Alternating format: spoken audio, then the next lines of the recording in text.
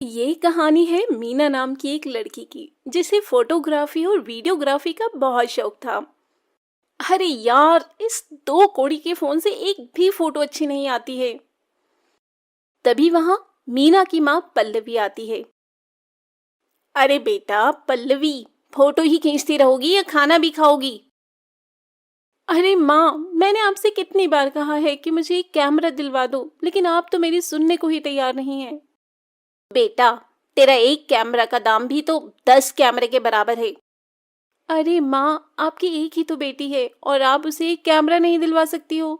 अगर आप मुझे कैमरा नहीं दिलवाओगी तो मैं खाना भी नहीं खाऊंगी। नाटक बंद कर, तेरी मनपसंद बिरयानी बनाई है मैंने। अच्छा, आज खा ले रही हूँ लेकिन कल से नहीं खाऊंगी, हाँ? चल देखती हूँ कि तू अपनी बातों पर अमल करती है या नहीं। हाँ, देख लेना आप। पहले मैं जरा आज अपनी बिरयानी खा लूं। पगली। तो मीना डाइनिंग टेबल पर बैठती है और अपनी बिरयानी खाने लग जाती है। खैर, इसके कुछ दिन बाद एक दिन मीना के पापा ऑफिस से घर आते हैं। ले बेटा, तेरा बर्थडे गिफ्ट।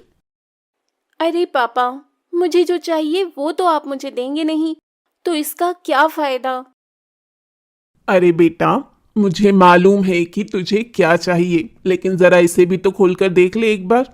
इसमें भी बहुत अच्छी चीज है। खोल ही लेती हूँ अब। इतने प्यार से जो लेकर आए हैं आप मेरे लिए।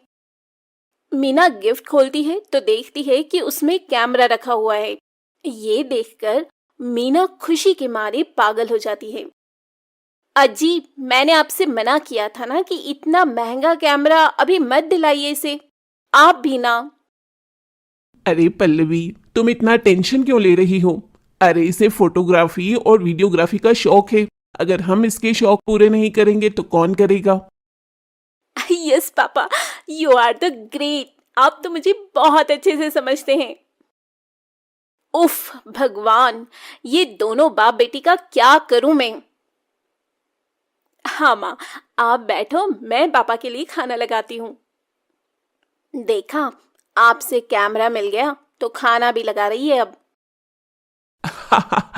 अरे कोई बात नहीं, अभी इतनी बड़ी बेटी भी नहीं हुई है हमारी, बच्ची ही तो है। हम्म। खैर, अब मीना को अपना पसंदीदा कैमरा मिल चुका था, इसलिए वो अब अच्छे अच्छे स्पॉट पर जाकर फोटोग्राफी करना शुरू कर देती है। कि तभी एक दिन जब मीना किसी खूबसूरत नदी के किनारे फोटोग्राफी कर रही थी, तभी उसके पास एक आदमी मुंह में रुमाल बांधे हुए आता है। ए, तुम लोग कौन हो? अरे जाने मन, हम लोग कौन है अभी तुझे बताते हैं। इसके बाद दीपक मीना को जोर से धक्का देता है और उसका कैमरा लेकर वहां से भागने लगता है। लेकिन मीना बड़ी चालाक थी, वो जल्दी से दोनों के सिर पर दो पत्थर से वार करती है। आई! चुप बेवकूफ। वहीं मीना जल्दी से उनके पास आ जाती है और अपना कैमरा उठाती है। बड़ी चालाक बन रही है ना तू। रुक, तुझे अभी इसी नदी में फेंकता हूं। तब दीपक मीना से उसका कैमरा छीनता है और उसे नदी में फेंककर राजेश के साथ फरार हो जाता है। वहीं दूसरी ओर मीना चुड़ैल बन जाती है। एक तो तुम लोगों ने मेरा कैमरा चुराया और ऊपर से मुझे एक चुड़ैल बना दिया। अब मैं तुम लोगों से बदला लूंगी, बदला। वहीं दूसरी ओर मीना के माता पिता उसके लिए बहुत परेशान होते हैं और उसकी मिसिंग कंप्लेंट थाने में लिखवा देते हैं। खैर, चुड़ैल अब राकेश और दीपक के पास जाती है। मेरा कैमरा चुराएगा तू? रुक, अभी तेरी टांग तोड़ती हूँ और इसका सूप बनाकर पीती हूँ। तब चुड़ैल राकेश के सामने अचानक से प्रकट हो जाती है। चुड़ैल को वहां देखकर राकेश की सिट्टी पिट्टी गुम हो जाती है। क, क, क, कौन है तू? कहीं तू मेरी पुरानी प्रेमिका मंजूली तो नहीं है? अपनी शक्ल देखी आईने में? तेरी कोई पुरानी प्रेमिका भी थी? यकीन नहीं होता। अच्छा, तू मेरा ध्यान भटकाने की कोशिश मत कर, वरना तुम कोई भी हो, मुझे माफ कर दो, मुझे जाने दो। वैसे मैं इतना बुरा भी नहीं दिखता। हाँ, तू बुरा नहीं दिखता, लेकिन जब तू मरेगा ना तो तू बहुत ही बुरा दिखेगा।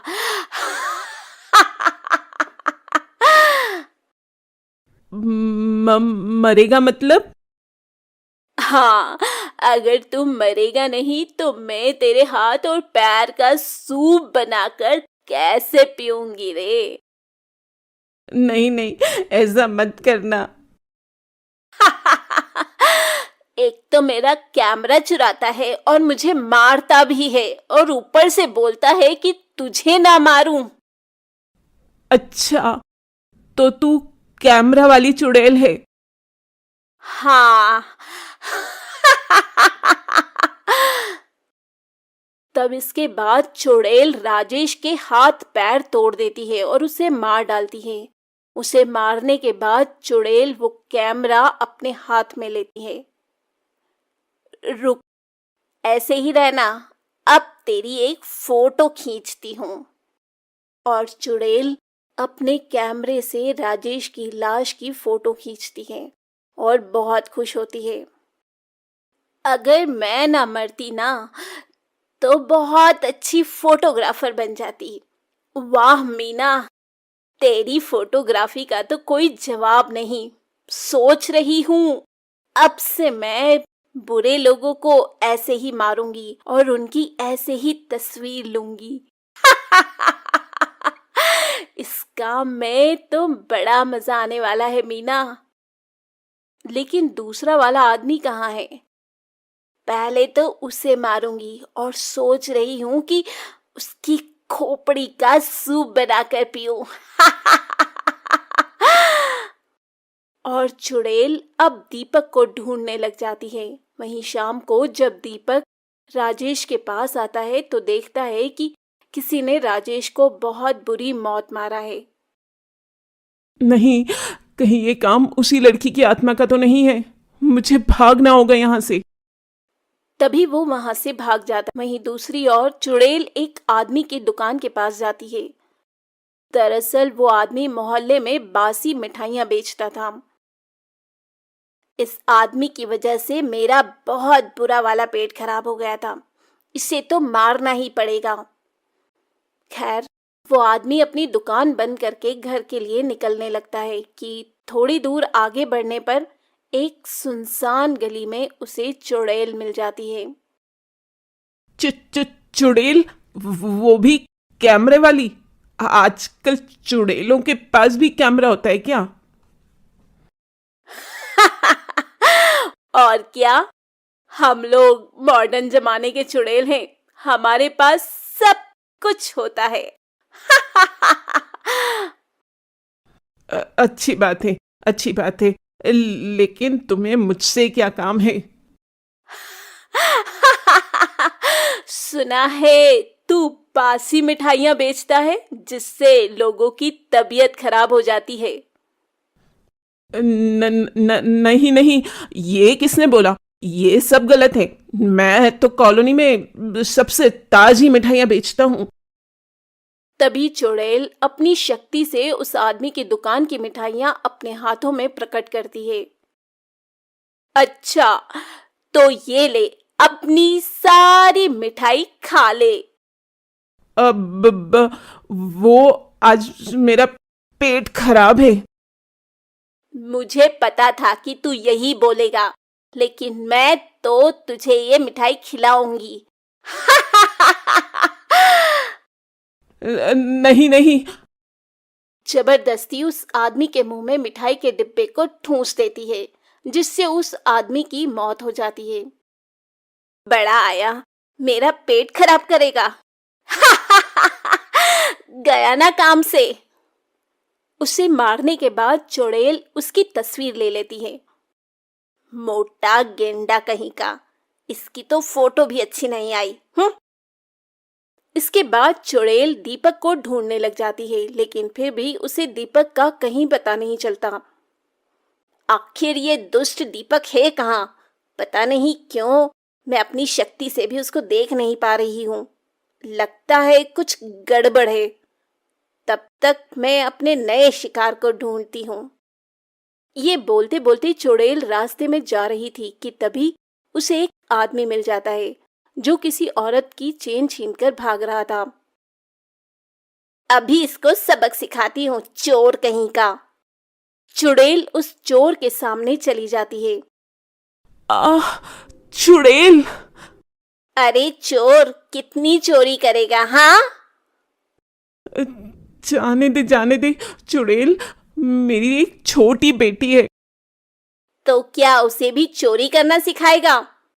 तुझे तो मरना पड़ेगा ही, नहीं तो तू अपनी बेटी से भी चोरी ही करवाएगा।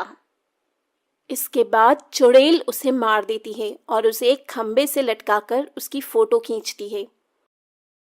ये फोटो तो बड़ी जबरदस्त आई है। खैर, कुछ दिन बीत जाते हैं और कॉलोनी में चुड़ैल के बारे में सबको पता चलने लगता है। तभी एक दिन कॉलोनी वाले पंडित को बुलाते हैं। उस घर की एक सदस्य है वो चुड़ैल। पंडित जी, ये तो मेरा घर है। हाँ, तुम्हारी बेटी मर चुकी है और वो चुड़ैल में बदल चुकी है। वही ये सब कर रही है। ये सुनकर मीना के माता पिता बहुत रोते हैं। रो मत बेटी, हमें उसकी आत्मा को मुक्ति दिलाना होगा। ठीक है पंडित जी, आप जो कहेंगे हम वही करेंगे। मीरा का एक खूनी है जो अभी तक पकड़ा नहीं गया है। हो सकता है कि उसके पकड़े जाने के बाद उसे मुक्ति मिल जाए।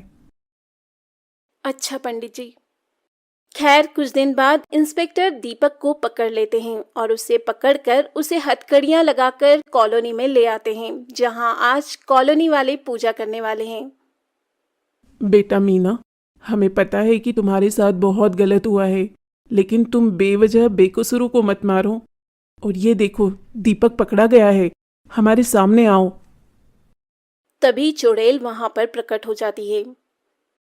वो लोग बेकसूर नहीं थे। माना कि वो लोग बेकसूर नहीं थे, लेकिन कानून को अपने हाथ में मत लो मीना। हाँ बेटा, अब तो दीपक भी पकड़ा गया है, ये सब मत कर बेटा। हाँ बेटा, तू तो हमारी प्यारी बिटिया थी ना, तो फिर क्यों नहीं करती है ऐसा? इस तरह सभी लोग उसे बहुत समझाते हैं। ठीक है माँ पापा, मैं अब से किसी को भी नहीं मारूंगी, लेकिन इस दीपक को भी नहीं छोड़ूंगी। अलविदा। इतना कहने के बाद चुड़ैल दीपक को अपने साथ हवा में उड़ाकर ले जाती है और जाते जाते ऊपर से कॉलोनी वालों की फोटो भी खींच लेती है। ये फोटो देखकर मैं आप सबको बहुत याद करूंगी। वहीं चुड़ैल दीपक को अपनी दुनिया में ले जाकर उसे क्षण भर में मार देती है और इस तरह चुड़ैल का बदला पूरा हो जाता है।